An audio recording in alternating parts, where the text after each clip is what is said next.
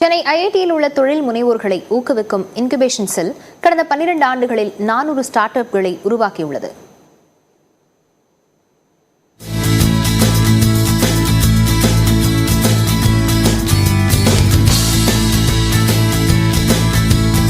தொழில் முனைவோராவது பலருடைய கனவாக இருந்து வருகிறது.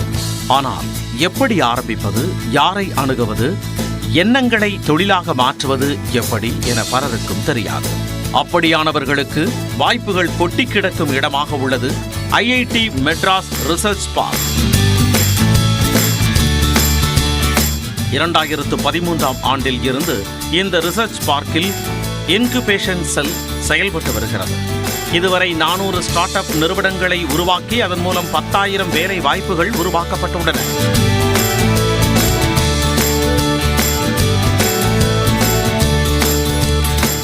பேட்டரி இருசக்கர வாகன நிறுவனமான ஏத்தர், மெடிபடி, அக்னிகுல் என்கின்ற செயற்கைக்கோள் ஆராய்ச்சி நிறுவனம் உள்ளிட்ட பல நிறுவனங்கள் இங்கிருந்து உருவெடுத்தன. வேளாண் துறை முதல் காலனி தயாரிப்பு நிறுவனம் வரை என 400 ஸ்டார்ட் அப் நிறுவனங்களை உருவாக்கி இருக்கிறது. இதன் மொத்த மதிப்பு 50,000 கோடி ரூபாய். பல்வேறு துறைகள் சார்ந்த தொழில் முனைவோர்கள் இருப்பதால் அதற்கான சவால்கள் அதிகமாக இருப்பதாகவும், எனினும் சவால்களுக்கு தக்க தங்களை மாற்றிக் கொள்வதாகவும் தெரிவித்துள்ளார் இன்குபேஷன் செல் சிஇஓவான Tamaswati Ghosh. When we started, in our first year or so, we had incubated some 10 companies. We grew slowly. Right now, it's an ecosystem where we have over 400 startups. Close to. Well, we are just crossed today. Just crossed, touching 400. Very large ecosystem.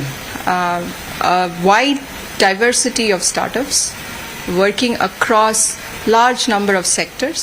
இந்த incubation செல் தொழில் முனைவோரை உருவாக்குவது மட்டுமல்லாமல் அவர்களுக்கான 3 ஆண்டுகால பணிகளை மேற்கொள்வதற்கான இடம், உருவாக்கிய பொருட்களை சந்தைப்படுத்துவது, தொழில்களை விரிவுபடுத்துவது, கண்டுபிடிப்புகளுக்கு காப்புரிமை வாங்கித் தருவது என பல உதவிகளை செய்து வருகிறது.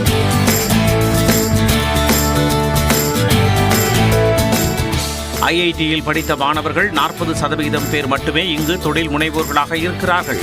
எஞ்சி இருக்கும் 60% பேர் வெளியில் இருந்து வரும் தொழில் முனைவோர்களாகவே உள்ளனர். நாடி வரக்கூடிய எந்த தொழில் முனைவரையும் வேண்டாம் என்று சொல்வதில்லை என்கின்றார் இன்குபேஷன் பிரிவைச் சேர்ந்த ஜெயா உமதிகர். இன்குபேஷன் செல் அப்ரோச் பண்ணுறது ரொம்ப easy sir.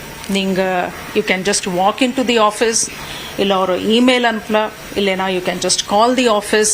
It is very simple to come and have a conversation. திறமையுடன் இங்கே வந்தால் மட்டும் போதும், அவர்கள் தொழில் முனைவோராவது நிச்சயம் என்றே சொல்லலாம்.